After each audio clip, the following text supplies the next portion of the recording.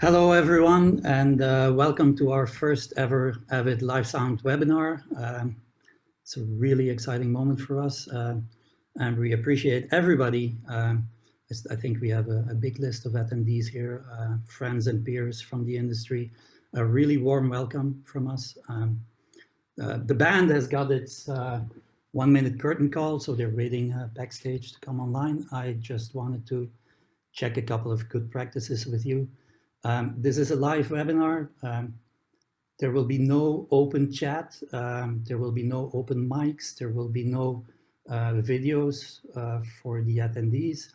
But we have a Q&A section, and we really want you to use that. So please type your questions in the Q&A section, and we will do our best to get all of them combined and ask the panelists to answer them before the end of this webinar.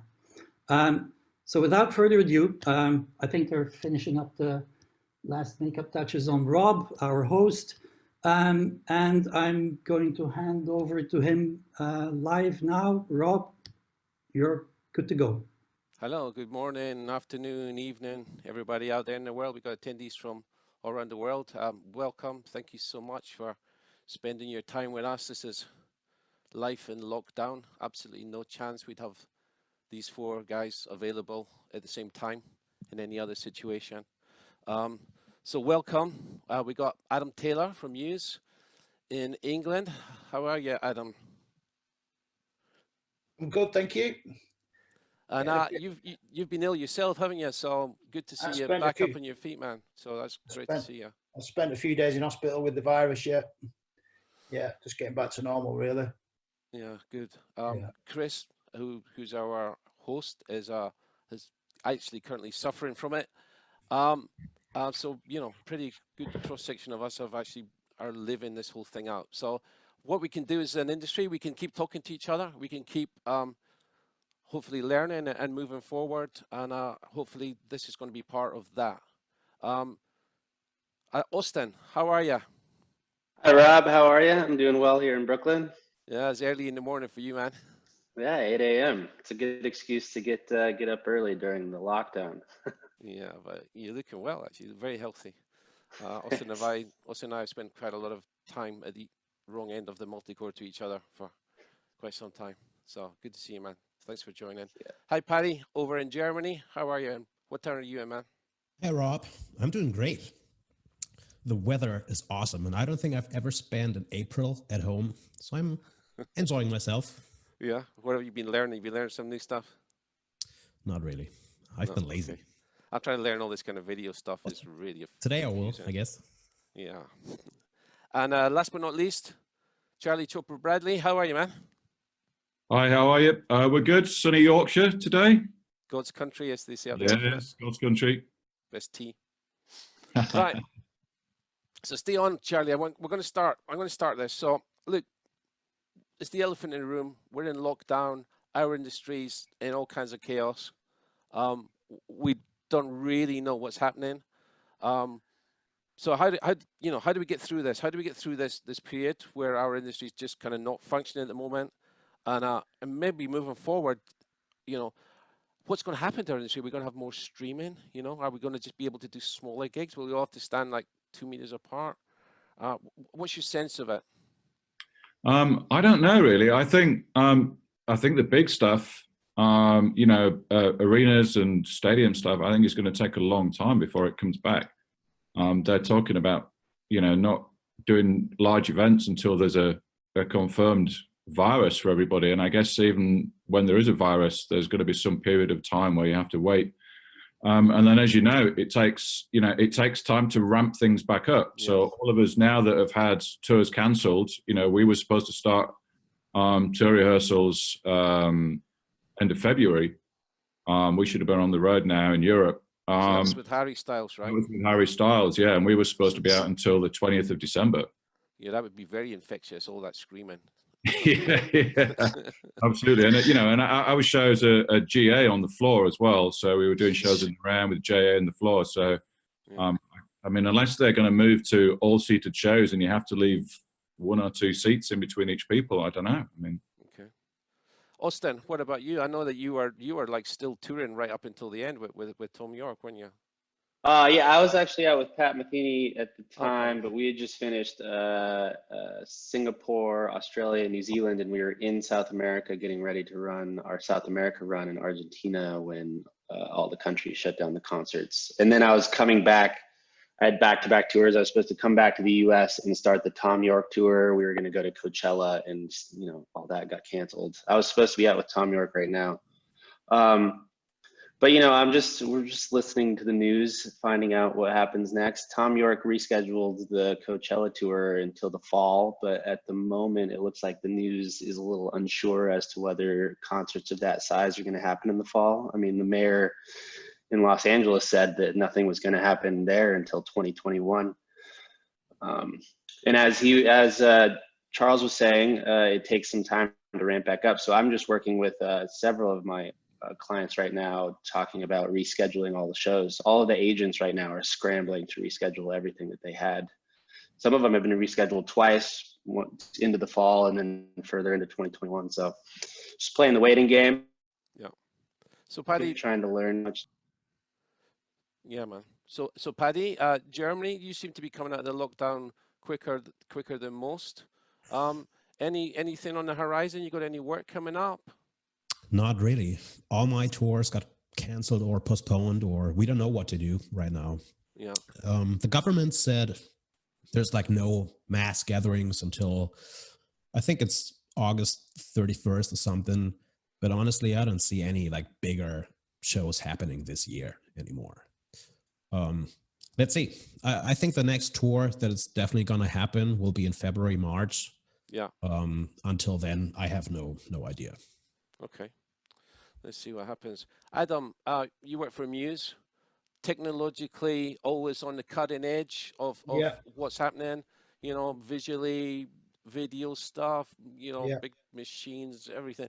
So those guys, that's the kind of band I imagine was going to kind of, do a quick dodge, reinvent themselves, virtual concerts. I don't know.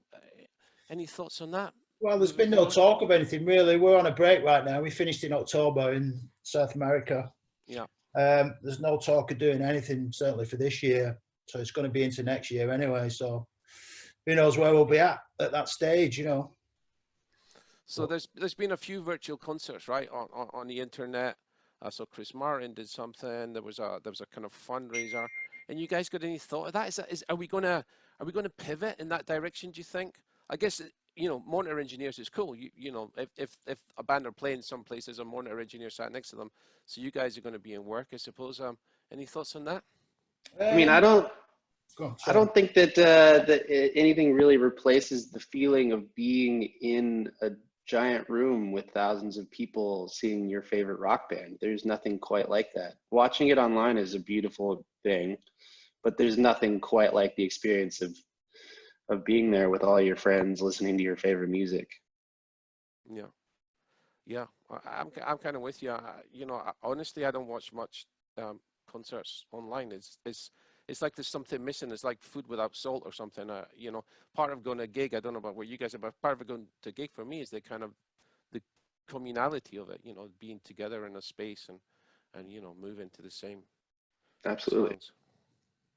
Okay, so listen. We could talk about this for a whole webinar, but that's not what this is about. What I really want to do with you guys was to kind of pick your brains. Let's get, talk about the way that you work and hopefully that will be interesting. I'm a front of house guy, so, I'm hoping I'm going to learn some stuff as well during today. But first, I'd really like to ask you this, and this is a kind of cliche question, but every time I do a kind of a meeting or a little masterclass or something, this is always one of the first questions that people ask me. So I'm going to ask it of you guys. How did you get into this industry? Where did you come from? Paddi, I'm going to start with you. I'm guessing with all the guitars in the background, you were a guitarist like me, who didn't practice enough, right? True. I started playing guitar when I was, 11 years old, I think, maybe 12. And my band, or actually my uncle was in a band, and a couple like schoolmates and I, we formed a band as well. We shared the same rehearsal spot. And my uncle he works at the Hamburg Opera House, and he got me an internship for like half a year. So I had to go through all those different departments like lighting and stage, carpeting and audio. And even though I didn't really like the music, I mean, opera is not really my thing at all. I like the technical side of things. And I became friends with a couple dudes working at this opera house, and they actually introduced me to a rental company called Profimusik. It's called PM Blue nowadays. And I was an apprentice for 2.5 years at that rental company, and that's how it started. Cool. Adam, I think you came a slightly different road to that, right? Yeah, I studied horticulture from school, and ended up doing a studio engineering course, just a part-time thing in Manchester, which led to getting a bit of live work, really, with the concert systems out of Manchester, basically, at the time, and it just went from there, really. Nice. Just putting the time in, you know. Yeah, so something about looking after delicate flowers from the side of the stage. Yeah. That's it. And Charlie, I don't think you're a musician either, are you? No, I'm not. I went to TV production school straight from college, and then ended up working in a nightclub that had live bands on 4 or 5 nights a week. It kind of ended up being sort of stage manager, and then they needed a little bit of audio doing on the side of the stage. So I used to mix for local bands, and then they used to have a few like the old sort of 60s and 70s bands doing the club circuit used to come through, and just met a bunch of people from that. A couple of years later, got offered a little gig for a couple of weeks. So I thought, why not? Handed my notice in, and that was it. Off I went. Cool. Any regrets? Any of you wish you'd done something else? No, I mean, this is all I've done for 25 years. Austin, you did it. You're the, I guess, the youngest in this room. And you did the kind of the more modern way. You went to audio school, right? I first went to music school, so I played a lot of music when I was younger, and then kind of made my own makeshift recording studio in my house when I was younger, and kind of started learning how to use all the gear on my own. And then I went to music school up in Boston, and there is where I noticed that I just kind of had a knack for dealing with the technical side of things. People couldn't figure it out, and I had already had experience doing it. So then from there, I started working in recording studios in New York. And then while in New York, I started working locally, doing live sound, and I just kind of liked doing live sound a little more. It was exciting. Every day is a new band, you know, and you get the great feeling of having completed a whole show at the end of the day, and you get to walk away and, you know, give everyone a high five. And then I did a master's program at NYU, the music technology program. Actually wrote my thesis on monitor wedge placement, and then, you know, got into sounds like touring. A fascinating read. Probably not for most. Very cool. So listen, okay, so all of you guys work with absolutely top of the range artists. I don't need to read out your CVs. So I'd like to talk about that, working with the artist. Paddi, you know, let's start with you. So how do you manage the expectation of what is possible for a monitor mix? You know, because an artist maybe spent 6 months in the studio, listening to every little thing. You know, how do you manage that? I don't know, to be honest.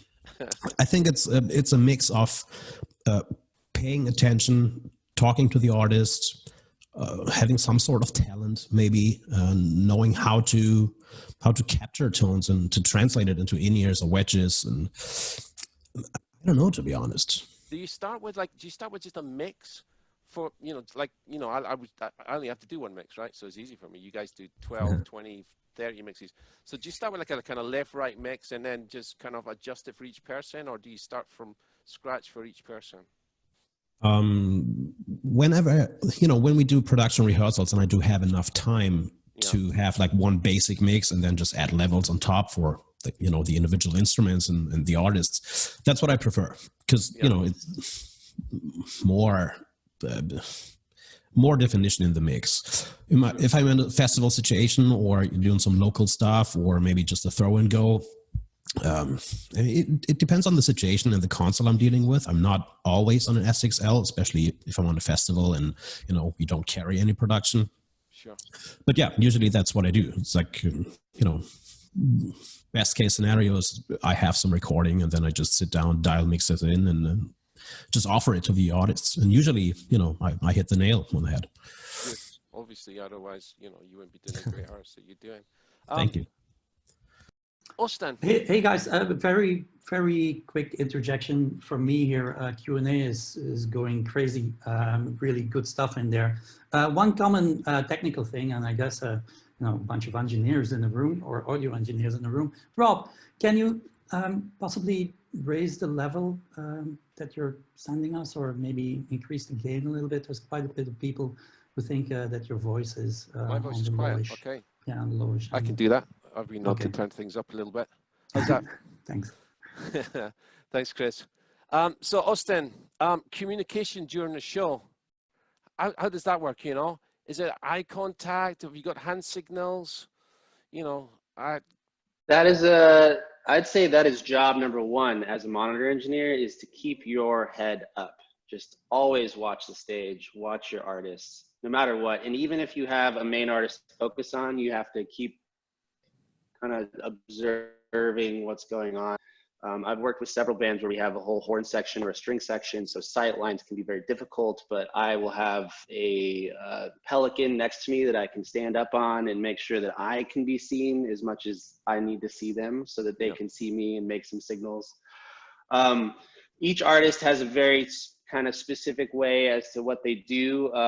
With Thom Yorke on stage, he has some kind of finer detailed kind of dance moves that he does, where the audience really can't tell what he's doing, but I can tell that that movement meant he wants less guitar. But for some younger bands, or bands that aren't quite as used to playing live, for example, I did this great thing with The Lonely Island, and they hadn't done a lot of live shows, so I kind of had to coach them, A, as to how to use in-ear monitors, what to expect, and B, like what they need to give to me so that I can make their experience as comfortable as possible. Because job number one is to make sure that they are comfortable on stage, so that they don't have to think about anything. They just have to make their art, do their thing. So just making them comfortable is job one. Hey, so Adam, it's a little bit different for you, right? Because you're under the stage, so no eye contact. Well, they always make sure that we've got some kind of viewing window, shall we say? Yeah. It's basically a letterbox. So I mean, I can pretty much see all the band, but the band can't see me. And like Austin was saying, it's the eye contact thing. Sometimes when they look over, they can't see you. They feel a bit lost. They feel a bit like there's no one there. Yeah.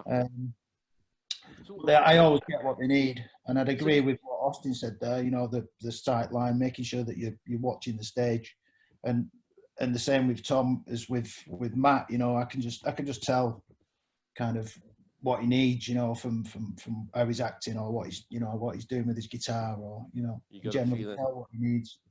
So you've got a big complicated show, right? There's dancers. I saw the show, an amazing show.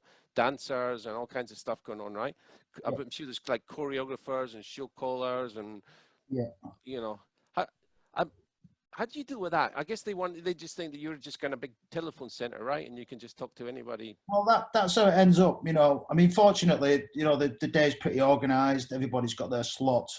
That's the key thing, really, to minimizing any problems on that front. But as the day progresses and everybody gets plugged in and everybody starts arriving and there's people turning up, can I test this? This broke last night. Can I just have a listen to this?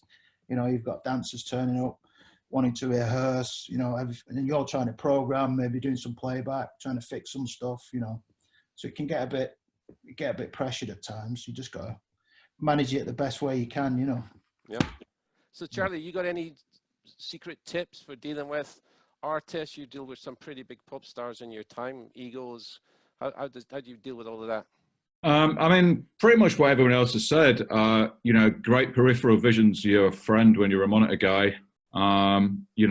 Everybody wants to believe that you're paying 110% on them, no matter how many people you've got on stage. So it's a matter of learning. If you're working with the big artists that have been performing for years, they've all got their little tells and little traits.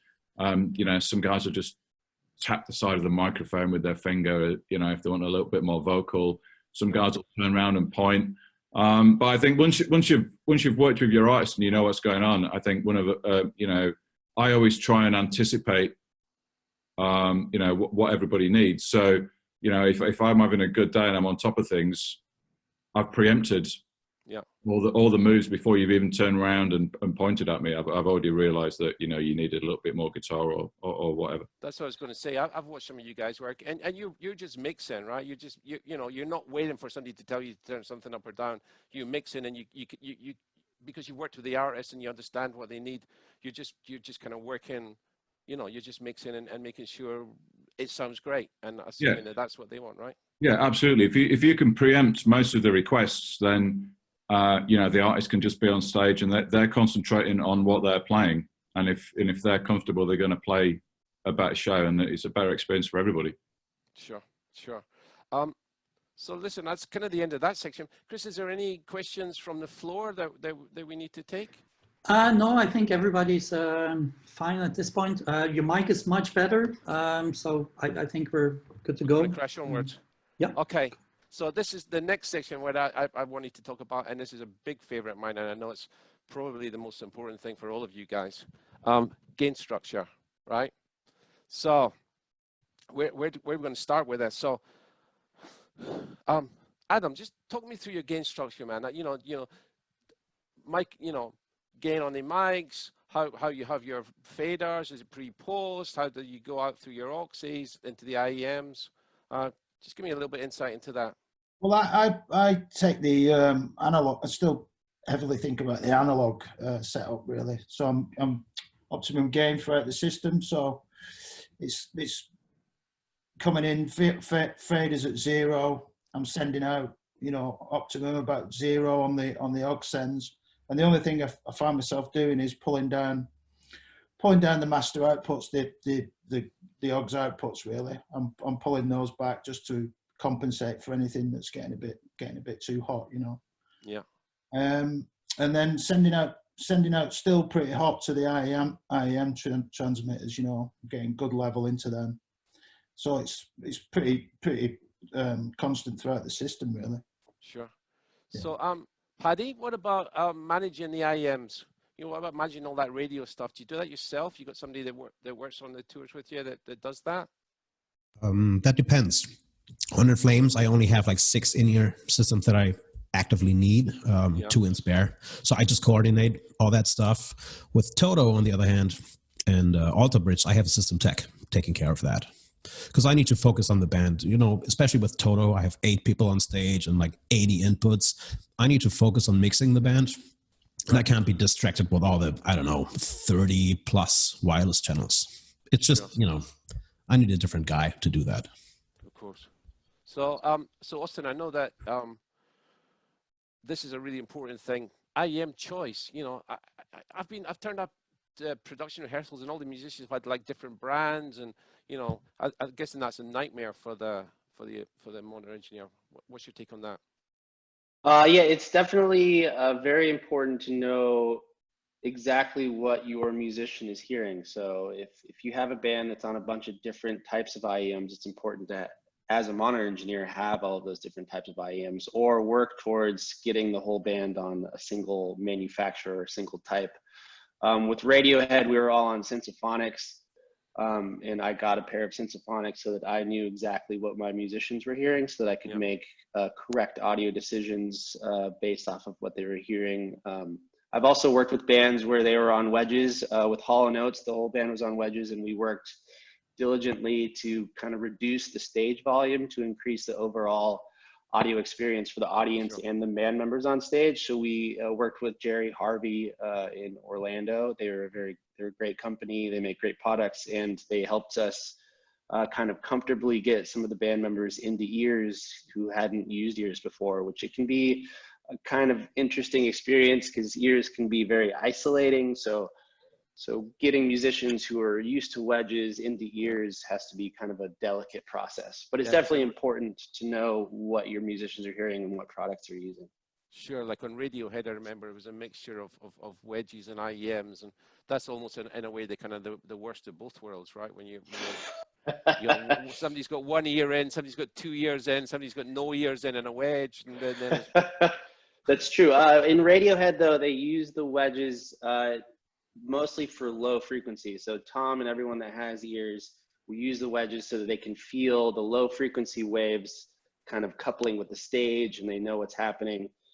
Johnny Greenwood isn't on ears, he's just on wedges. But it is generally frowned upon to use 1 ear and then use wedges, because then you end up matching the volume of the wedge with your in-ear monitor, and that in-ear monitor is right next to your eardrum, which can be very dangerous and possibly more detrimental to your hearing than anything else. Sure. So Charlie, I was thinking Harry Styles, man, that must be a lot of radio channels. Yeah, this upcoming tour we were about to do, we've got multiple stages. Everything's in the round. I think by the time you have in-ear transmitters, radio mics, backups, guitar packs, I think we were knocking on 60 or 70 channels. So yeah, we have a full-time RF tech just to look after that and coordinate that on the whole show. Where do you stand on the whole wedges versus IEMs thing? I'm solidly an IEM guy these days. Since Bush was the last time I had wedges on stage back in George Bush. But I totally agree with Austin there. You know, 1 ear in, 1 ear out. You're on a slippery slope. Your entire body always wants to be in balance. So you know, if you hurt your, you know, if you're right-handed and you hurt your right arm using the other arm for something, all of a sudden, you know, oh, I've got a pain in my left arm. It's the same with your ears. Your whole body wants to be in balance. And when you've got 1 wedge and all, you know, a load of, whether it's a wedge or whether it's just 1 ear in, 1 ear out, all that volume that's coming into the ear that hasn't got the in-ear in means you can't hear the one that you've got. So the packs end up, you know, you can end up with 50% more gain on a pack. Right. Yeah. And that's dangerous for people's hearing. And that's dangerous. Yeah, totally. So yeah, I mean, there's a big difference for me when, you know, one of the first, well, the first major band I worked with was the Bangor Manic Street Preachers, who were insanely loud on stage, huge sidefulls. A guy, legendary mono engineer called Joe Campbell, I used to work with. It was just insanely loud. And over the years, as you guys have kind of stopped all that loud nonsense on the stage and put everybody in IEMs, it's made us front of house guys' job a whole bunch easier. So I do appreciate you guys encouraging your artists to get on the IEMs. I'll tell you what I wanted to talk about next. Desk layouts. So Paddi, I was watching a video that you made the other day for, I think it was called Mother Class, is that right?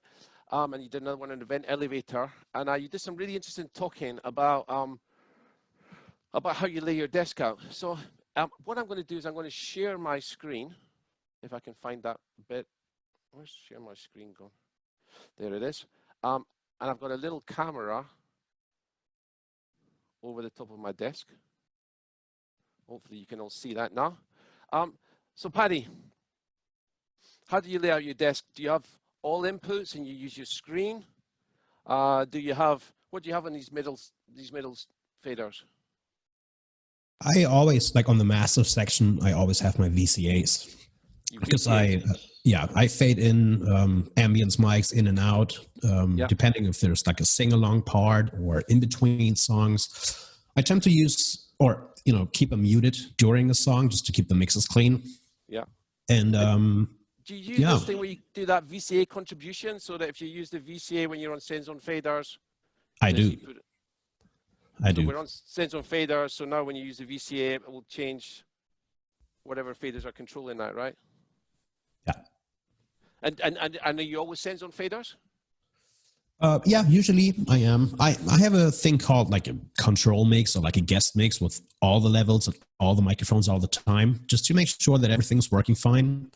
And I'm in Sends on Fader all the time just to make sure, you know, if, you know, one guy turns around, he's like, hey man, I need more guitar. There's not like 5 buttons that I have to press. It's just one, like selecting his mix and boom, go. Sure. Hey, Austin, here's a question for you. Do you ever change the level on something that you're not listening to? I.e., do you always have, you know, whatever you're soloing, that's what's on your Sends on Faders? Or do you sometimes, you know, when you're doing Thom Yorke, do you listen to him and just do Sends on Faders with other people? if I am changing something, I want to make sure that I am listening to whoever I'm changing that for. So with Thom and on Radiohead, the interesting thing on Radiohead, which is not my doing, it's Mike Prouda, the gentleman that I stepped in for. He, amazing monitor engineer. He also works for Nine Inch Nails. He set up his show file so that each band member has a contribution aux that then is returned to a channel on the console. So Ed, Johnny, Thom, everyone has their own aux that has all of their instruments in it. So then when Thom asks for more guitar and just points at Ed, all I have to do is bring up a little bit more Ed for Thom, and that takes care of all of the instruments that Ed plays. But in general, I will not make any changes to anyone's mix if I'm not listening to it. And I don't really mix. I mix on with VCAs only if like several band members look like, oh, the snare all of a sudden just got way too loud, so I can pull the snare and that'll do it for everybody. If that answers your question. Yeah. So yeah, I guess so. Are your auxes pre or post then? They're post. But as Paddi was saying, everything is about speed. Like you want to keep your head up and you want to be able to do things fast so that if anyone asks you for anything, you want your hand to be able to move to a place on the console. You know what you're doing and you can do it fast rather than having to flip through a bunch of menus to try to figure out where that input is. And next thing you know, the moment has changed. It's a different song and you're already behind. You got other people asking you for different stuff. So it's speed, speed, speed. Sure. And Charlie, what about you? How do you lay your desk out? Yeah, I'm pretty much the same. I'm a sends on faders guy. My center section, I have a mixture of aux outs, and usually reserve the last couple of faders for VCAs. So what I like to do is most of the channels post fade, but maybe the vocal for my lead guy. And or maybe, you know, if he plays a guitar at some point or an acoustic guitar or whatever, then I make those send them to a VCA, and then they're always on the surface. So if you know, again, like we were just saying, it's all about speed. My finger's already hovering on the VCA. So if he needs more vocal, it's in, we're on, we're done before you even know what you're doing. I also use the flex channels a couple of times on my Duran show. What do you have up here? These are the flex channels, by the way. The flex channels up at the top. Hey on guys. The Duran show, I use one of those as the audience mic and one of those as the lead vocal send. So I only fly the ambient mics in when there's some audience interaction, and or then at the end of each song, then I'll bring the audience back in case there's any chat, or you can hear the cheering and all that kind of stuff. Hey guys, very quick technical interruption here. Rob, I think your screen is frozen, so maybe we can fix that. Good questions in the Q&A. Favorite one so far, where's catering? Somebody jump on that one. I ask that every day.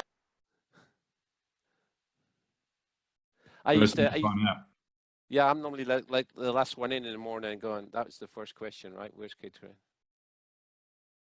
Not because I've been staying up all night drinking, honest.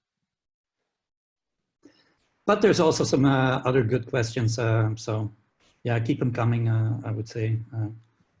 Rob's restarting his screen share. Should be you guys use ambient mics on stage, any of the other tours? Like, I know there's audience mics that you guys are saying you bring in between, which is something that I do as well. But does everyone use ambient mics to kind of open up people's ears mixes, or?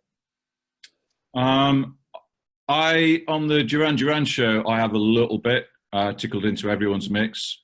And then I do the master VCA thing for either audience interactions during a song and or, like I say, at the end of the show. On the Harry Styles tour, to be honest, the Screaming Girl level is so beyond that it's impossible to have any kind of ambience. In fact, we go out of our way to minimize, the audience coming back down any stage mics. It's insane. Right. So how about this then? Here's a question. I don't know who this is for. Just jump in. Venue size, how does that affect working on a stage? You know, you're working in one of those horrible old arenas where there's a 6-second reverb, you know, at 60 hertz. Now with the IEMs, does that make your life easier? Paddy, jump in on that one. I think the venue size matters a lot. Last year, the Toto festival run, we were in a situation where we're doing like tents and arenas, sometimes stadiums and open air shows. And even though the guys use in-ears, it affects the sound a lot. So I have to adapt. And you know, also a big factor is the PA system. Like all the newer PA systems, or like the GSL from D&B or the E15 from Adamson, they're caught-weight. A lot of PA systems are not, you know, and especially the Toto guys, they don't like the low end. And, you know, if we have like PA systems, or especially the sub array, if that's bleeding too much, I'm in a terrible situation. Right. We had the opposite of that, Austin, right, on Radiohead, where Thom loves hearing the subs up on stage. We had to redo the sub so that there was just a little area on the stage where Thom stood, where that rattled, just because that's what he wanted.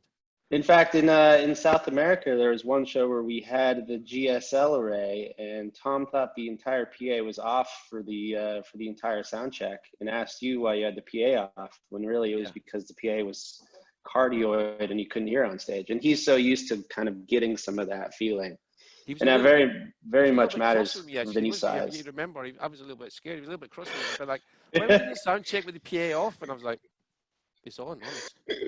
It's definitely on. That was also outdoors, so there was no slapback, which is another big issue if you're in kind of a big arena or something. If there's a pretty bad slapback off of a wall or something, a lot of times if people aren't in ears, it can be very detrimental to people's timing, which is another great reason for people to start using in-ear monitors, not only because it protects your hearing, but also it helps you achieve a better consistency from show to show, depending on what venue you're in.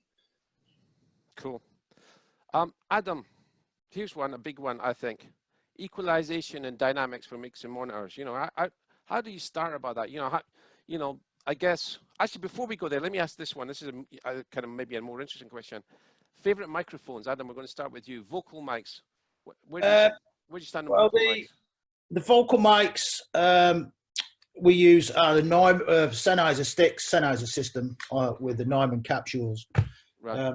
There's two different capsules we use for the main vocals with different pickups on. So the tighter pickup is used when he's out, because he performs a lot in front of the PA. Yeah. We use a tighter pickup. I can't remember the model numbers. It's a long time. But that must be tricky, right? The Neumann capsule all the way in front of the PA. Well, not for me it isn't. Not for me it isn't. Right. I mean, it does pick up. You know, the mic technique is not the best at times. So it does pick up a lot of ambience, and obviously when they're performing in front of the PA, there's a problem with timing. You know, yeah. So you've got to get things up in the mix that are going to help them. You know, keep inside. I did a show a couple of years ago, which was in Wembley Stadium in London. It was a big kind of pop show for a radio station in London. And there's a big thrust stage, like went 30, 40 meters out in front of the stage. Yeah. And there was a very, very famous pop star on the end of this thrust shouting at the monitor engineer, "Why have you got this weird echo on my voice?" in the sound check. Took a little bit of kind of just a small physics lesson to kind of work that one out. Yeah, there's a lot of things you can do with that. One thing you can't do is turn the PA down, you know. So you've always got that problem. Riding vocal mics is the best thing to do, because that's what's picking up all the spill, you know. Right. And with, you know, I'm automating that at times with time code and stuff like that, riding it manually with VCAs. And in regard to other mics, I mean, I don't really have any. Sorry? What's your drum kit mics of choice? A couple of drum kit mics that you might there's a lot of Shure mics on there. We use an M88 in combination with a 91 for the kick drum. Standard 57 for the snare. There's a Neumann on the snare bottom. A 105 on the snare bottom. Shure 98s on the toms. We use individual cymbal mics rather than just, you know, overheads. So Yeah. every cymbal's mic'd up. So everything has its own mic, basically. Sure. Works really well, keeps it a lot tighter, you know. Yeah, and those big open air shows, I saw that the sound was so amazing front of house. MC did such a great job. Yeah. Hey, Paddy, what's your favorite vocal mic? I think it's the SE Electronics V7, because all the guys that I put on that microphone, they love it. And actually, you know, I did Alter Bridge a couple times, and I had to leave them to do In Flames again, blah blah blah. And when I rejoined them at the beginning of this touring cycle right now, Miles Kennedy, he's always been on a Beta 58, which is a great microphone. It works, but he's not, you know, he was not really happy because we do like not the big stage that Slash usually does. So Miles sings in both bands, Alter Bridge and Slash does the bigger shows. So after 200 plus shows, he came back to Alter Bridge, and the backline is louder because Slash uses ISO caps and no side fills, no wedges. And, you know, we had Mark Tremonti on wedges, and he was just like, man, my vocal sound is weird. It's like, what do you mean? It sounds great in my ears. It's just, you know, the noise that we have on stage. Yeah. And we were trying different things, and, you know, we had that one show where I just gave him the V7 vocal mic. It's like, dude, you got to try this because I'm not desperate, but, you know, running out of ideas. It's like, try that vocal mic. And he did. And he's been on it ever since. And same thing with In Flames. We had a KSM-9, a KSM-8, and they're all great microphones. They sound great. They do the job. But whenever I put somebody on a V7, that was just next level, I think. And the brand for V7 is what? Sorry, I missed that the first time. SE Electronics. Okay, I don't know that one. Cool. Oh, you should check it out. I will. I think what Paddy said was interesting because a lot of what monitor engineering has to do with is a lot of times your artist will come to you and be like, hey, something weird is happening. I can't understand what's going on, but something weird sounds in my ears. So a lot of what our job is to kind of try to figure out what's happening on stage and what their experience is like. So a lot of times something that someone is hearing will be not like, for example, the bass cab is making a bunch of noise, but it's being picked up by the piano microphone, the vocal mic that's over there. So a lot of it is kind of detective work because you don't know exactly what the experience is, but you're trying your best to put yourself in their shoes on stage. Right. So like Paddy was saying, someone will come on and be like, hey, this sounds weird. And you kind of work with them and you're like, okay, well, what sounds weird about it? Where in the frequency range is the weirdness that we're talking about? So a lot of it is like sleuthing work. Yeah. Because some of the clues are a bit strange, Charlie. I bet you've had a few over the years. I've heard people say to me, I was a bit too blue or something like that. You know, that's a good trick, isn't it? Kind of deciphering what the artist is asking for, because they don't always know exactly what it is they want. They know something's not right, but they want to kind of change something, but they can't completely spell it out for you. Is that right? Yeah, absolutely. And it can be quite difficult because you know, some people don't either have the technical knowledge to explain what they think they're experiencing, or, you know, I just use a description in a different word, like you were saying. It's like, I need it a bit more fluffy. I want some more blue. Yeah. But like Austin was saying, you know, it is a lot of detective work. If it's in a rehearsal or production rehearsal sort of scenario, often if you go for a walk with the artist and like go and stand next to them, it can be as simple as, you know, moving 2 feet left, or the subarray being, you know, resonating in the stage or under the drum riser, or all those kinds of things, whether it's being picked. It can be a physical thing like resonation, or it can be, you know, another mic, or, you know, I've had multiple instances where the drummer doesn't want gates on their drums, or they want them quite loose, and something on stage, the bass guitar is resonating and it's triggering the floor tom, and the floor tom's opening up, and you're hearing the low resonation from the ride cymbal down the floor tom mic that's triggered by the bass guitar. I mean, it can be crazy, a crazy chain of events. Yeah, that's very cool. Like audio detectives, right? Stage left. Yeah, I mean, with Radiohead, we have signal coming to the monitor desk, and then we're sending matrices back out to the band because they're doing a lot of live looping with chaos pads and all the loopers. And I remember one time we were in a rehearsal, thank God it was a rehearsal, but every time I switched to a scene, automatically I was getting feedback and I couldn't see which channel it was coming on, and I just kept flipping back and forth between the scene, and it ended up being that one of the loopers had set all the way open it's like live channel. So the looper on stage was set to the wrong thing, but we were searching through the show file to see that all the matrices were set correctly. So a lot of times, you know, with 100+ channels, if something's going wrong, it takes a lot of detective work to figure out exactly what it is. And usually it's not what you think it was. Yeah. Actually, that's great, because that brings me to the next kind of thing I wanted to ask about. Adam, snapshots. You use snapshots. I'm guessing you use time code on Muse. Yeah, I try and keep the snapshots to a minimum, really, just so you can keep a good eye on what's going on. Generally, one per song, and then I'm doing a lot of. I like to do a lot of stuff manually, so one per song usually does me. I have a couple of songs there where I'm getting into 3 or 4. And within those snapshots, time code features quite heavily on some songs. Processing on and off, gates on and off, direct outs. We use quite a lot of direct outs to feed effects, vocals and such like. So the time code switching them on and off. Just explain to the people at home what that's all about. So I'm sharing my screen here. You can see next to each song on this show that you can see there's a little piece of time code. 13. The one that's highlighted teardrop is 13:00:01:00.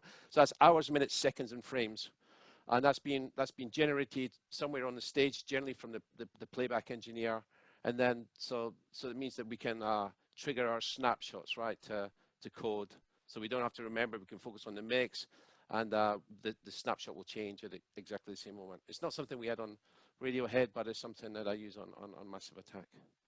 Sorry, am I getting into events there? We're talking about snapshots, are we? Or? Yeah, go for it.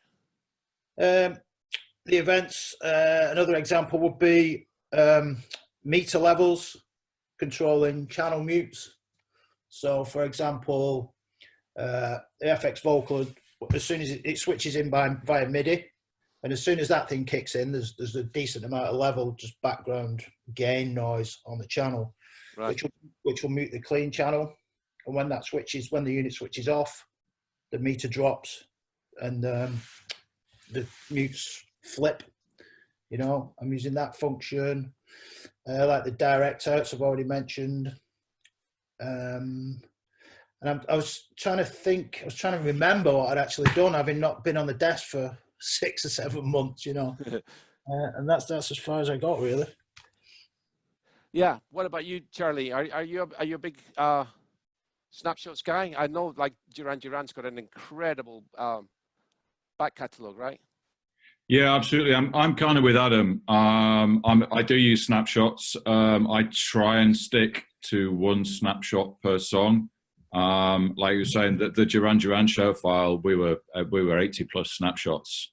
You know, if you imagine every time you do a tour, you're adding probably 20, 25+ songs from the new album.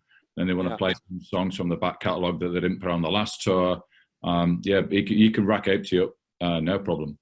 Fantastic. And of course, from whole different eras, right? So I'm very good friends with the front house guy, Snake, as you know, and he talks about, you know, modeling the sound to match the original album, different, you know, distorted snare drums, the kind of 80s gated reverb and all that. Do you try to reproduce that on stage? I mean, that's a general question for all of you. Are you guys trying to reproduce the album, or are you just trying to make it easy for the musicians to work? I know, like we were saying, that there's a lot of that goes on front of house for Duran. Yeah. On stage, not so much. The guys just want to have, you know, what they're comfortable with hearing, and it's just a general little bit of reverb. We change the reverb times. We may change the reverb model song to song, but on stage, we're not trying to create the big 80s sound. We're just giving everybody what they need to sing and play in time. Cool. Okay. So, okay, we're kind of running out of time. It's amazingly interesting, and the time has just flown by. I just wanted to talk about one other little thing here. If I can make this work, and I can't. Never mind. Plugins. Let's have a look at plugins. I asked each one of you guys to bring up one plugin that you were interested in. And this is the first one, which is the AE600 by DSP. I'm going to ask each one of you to talk to one. I think this was your choice, Charlie, right? Yeah, I use this. I have this. You use this. I have this on Harry's vocal, actually. It's a dynamic EQ.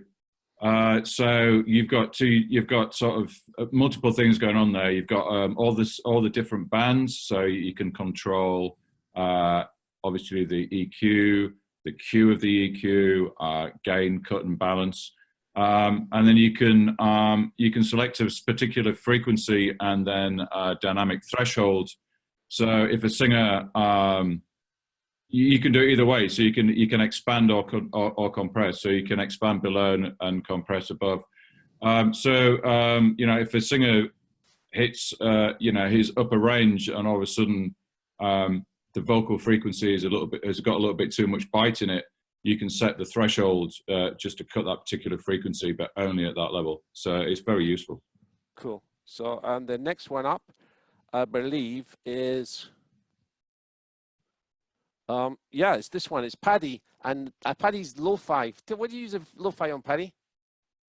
Kick and snare mainly, because I'm like a drum sound like fetishist. I like huge drum sounds, and if you put this one on the snare, and you have to be careful because you don't want to have a distorted sound.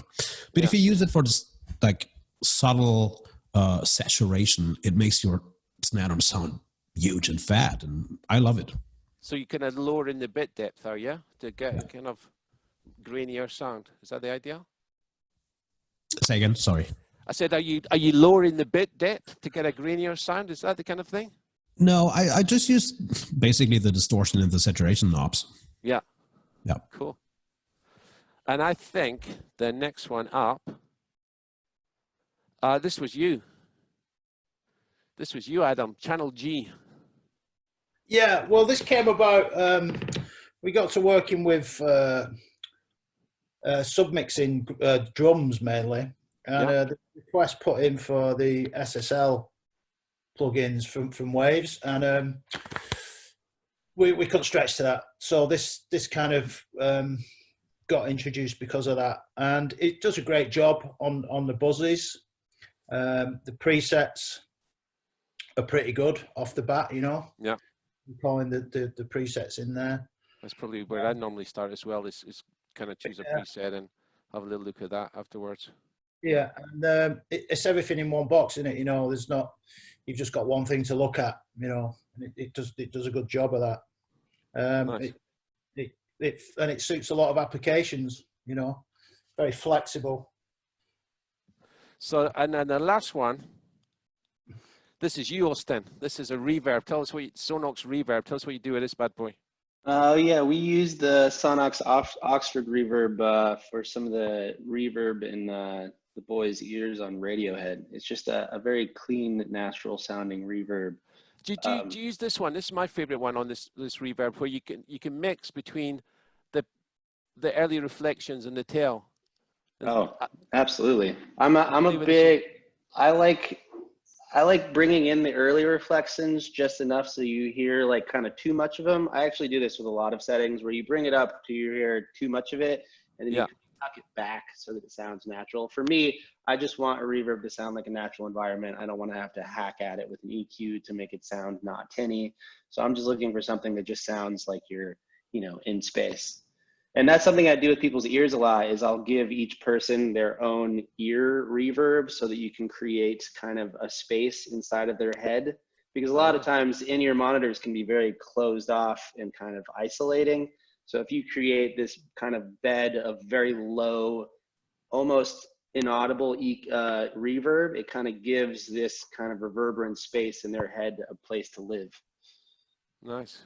Nice.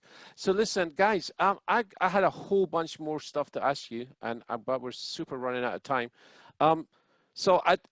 Chris, any questions from the attendees? Too much to answer, really. And thanks, guys, for posting this. By the way, one question keeps reoccurring as well. Yes, there will be a replay of all of this. So as soon as we can post this on social media, you can all go and watch any explanations that people have done, and you can watch them over and over again. There's some categories. Do we want to go into a quick Q&A now before we wrap up? We've got 5 minutes, so I'm going to ask a couple of kind of populist questions and assume that somebody in that Q&A list is going to will have asked it. Let's go for it. So the first one, and this is in the Q&A list, is each guy's quickly best ever gig. Start with Paddi. I don't know. Probably Toto. Like One in specific general. was a specific show, a festival, or something, and you went, "This is it. I've arrived. This is me. I'm so happy." Not a specific show, not a specific tour, but the phone call I got to do this, because that felt like, wow, this is next level. And you know, this band has been around for like 40 plus years. I'm 32 years old, so that was like, I think, big boys. Yeah, nice. Austin, what was your favorite ever gig? Well, you know, Radiohead obviously kind of takes the ticket, although I worked a lot for Hall & Oates and I love all their music, but there's something amazing about being a monitor engineer and being able to be up on a stage and look out at, you know, 40 to 60,000 people sing along to songs that I grew up with. Yeah. So doing 4 days at Madison Square Garden, not having to load out for our day off in between was definitely a career highlight.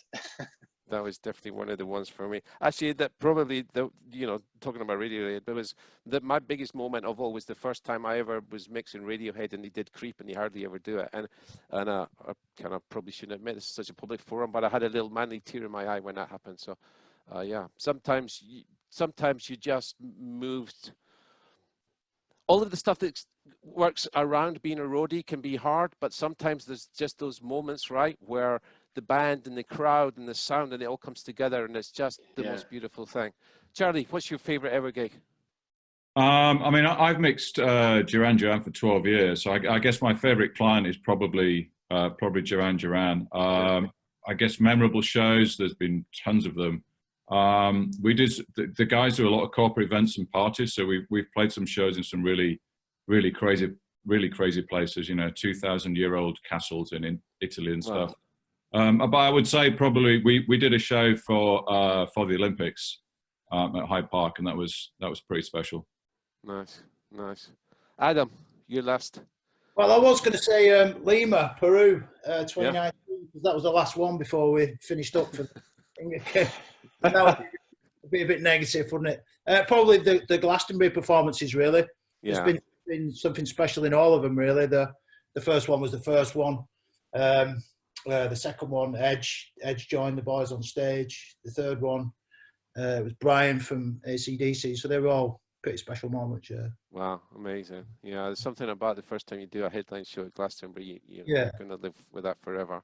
Yeah. So, okay, I'm going to wrap up, and I'm going to ask one more question. Same story. I'm going to ask you all the same question, and it's a kind of cheesy one, but there's 400 and something people out there watching this webinar, and thank to all of you for listening and paying attention and being great. But I'm sure some of you who are watching are young people aspiring to be monitor engineers, or you're monitor engineers beginning on your career.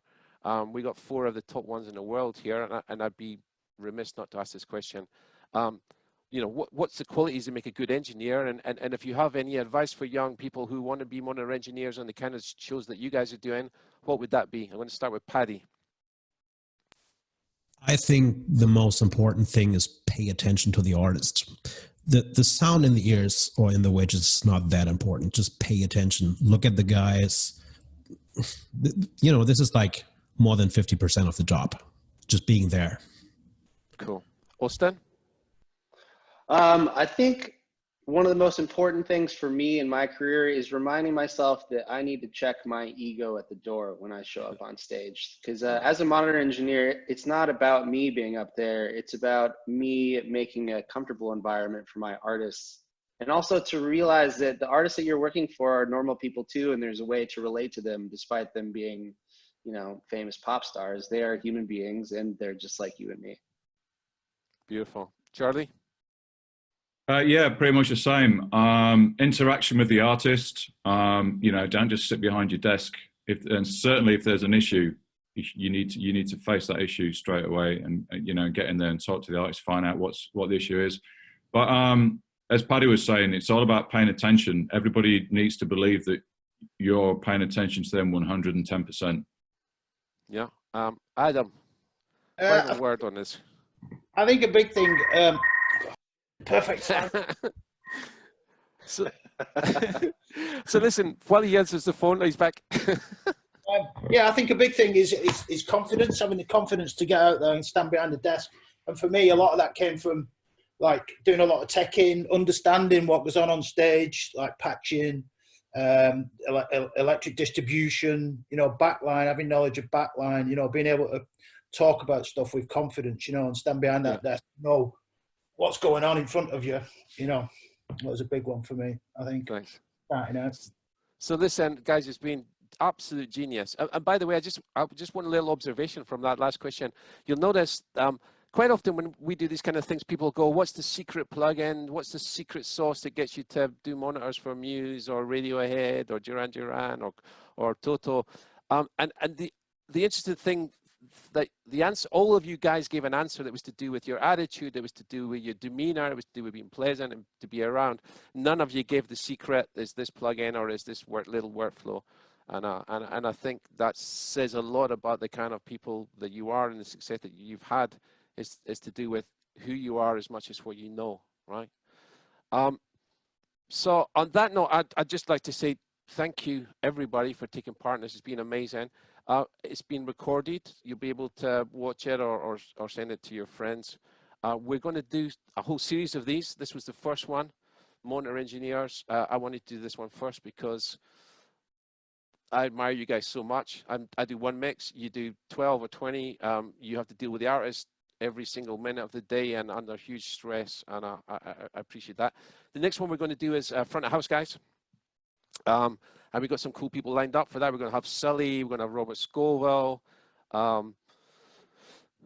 somebody else who I've forgotten already, somebody quite famous, and Jim Warren, of course. And then in fact, Chris is just going to close up with a few points, right, Chris? But yeah, go on. I was just going to say thank you for the questions. I'm sorry we didn't get to as many of them as we could have done. It was so busy. There were so many interesting things, and maybe we can try and answer some of them online and give some written answers. Thanks again for everybody for turning up. And some closing note, Chris? Yeah, I mean, if you're still up for it, let's do a quick round of, or a rapid fire round of Q&A. I think most of them were addressed throughout the webinar, really. But a couple come always back. It's sort of related to IEMs and versus wedges. For example, a general tone that comes back is, do you guys process channels differently depending on whether they're going to win IEMs or wedges? And then the second one that really comes back as well is the use of ambient mics and dealing with the closed off feeling that an artist seems to have on stage when he's on IEMs, right? And then to continue to interact with the crowd, et cetera, et cetera. I think those are the two main ones. So if we can have a couple of last notes on those, I think a lot of questions will be answered and appreciated as well. So. Okay, Charlie, you can jump in first. Different EQs, different dynamics, different way of mixing to wedges and the IEMs?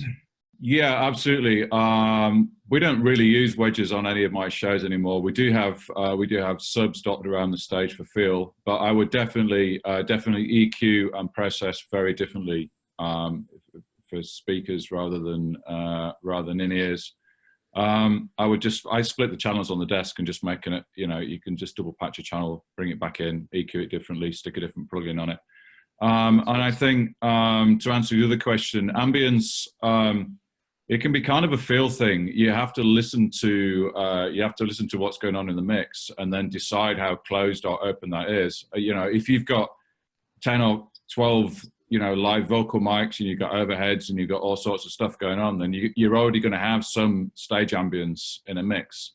So putting room on top of that may not be necessary, or maybe, you know, just a minimal thing. You've got to be really careful. Putting too much room in my opinion, is worse than having not enough. Go, yeah. Paddy, I guess a question would be around this would be GEQs or parametrics. You know, is it different for wedges and IEMs, or do you use either or both? Or I never use graphic EQs. Okay. I don't like them. Okay. And I'm okay with parametric, and I think it sounds better, and it's actually more precise, I think. Yeah. Adam, any thoughts on that? EQ for outputs. Yeah. Parametric. Dynamics. And dynamics. You've got to approach dynamics a little bit differently with monitors, because you've got to remember that your musician is playing against the compressor, is hearing them gates directly. So you just got to be a little bit careful with that. Ambient mics, I don't really put anything in there while they're actually performing. It's just reading in and out just for audience feedback in between songs. Just to get that atmosphere when in between them playing. I think if you put too much in there when they're actually playing, it just confuses things. Because like Charlie said, there's you're picking up a bit of room from vocal mics and stuff like that anyway, which is normally enough. So it's more of a feedback thing from the crowd that I use them for. Good, yeah. Austin, where are you at with all of this? I've had to do a lot of wedge mixing in my career. So with wedges, I very much EQ and kind of compress things differently. I use GEQs on wedges just to get my wedge EQ going. The first thing I ever do if I have a wedge on stage is I EQ that box to where I play a song I know through it, and I EQ that box so that I know that it has a flat frequency response or something that's pleasing to the ear to start with. A lot of people will walk up and not do that, which is crazy to me, because each speaker, although it is built to be a flat frequency response, will have certain resonances or tones that are within that box. And also the idea of mixing for in-ears and wedges is like a totally different world, whereas I see mixing for in-ear monitors is more of like creating a record. You have a limited bandwidth that you will be able to hear as a human being, and you can use spatial panning in order to allow people to hear more things going on without kind of a bass guitar and a kick drum being in the same frequency range and fighting each other for that kind of frequency bandwidth. Whereas with a speaker on stage, you're trying to get something loud enough so that they can hear it essentially without feedback. So it's a totally different mixing style. For ears, I never use a GEQ on an output. It's always parametric. But for wedges, it's a GEQ just to get the box sounding like I want the box to sound like. Got it. Okay, fellas, we've definitely run out of time now. Thanks again. A couple of these moving forward. This will be recorded. We're going to have one in front of house. We're going to have one in theatre design. And I'm going to do one which is industry leaders to try and work out where our industry's moving. In the meantime, everybody stay safe, stay well. Enjoy this time at home with your families, because we're going to be back on the road again before too long. Thanks again to the panelists for taking part. It was fantastic. Thanks for having us. Thank you. All the best, guys. Thank you. Cheers.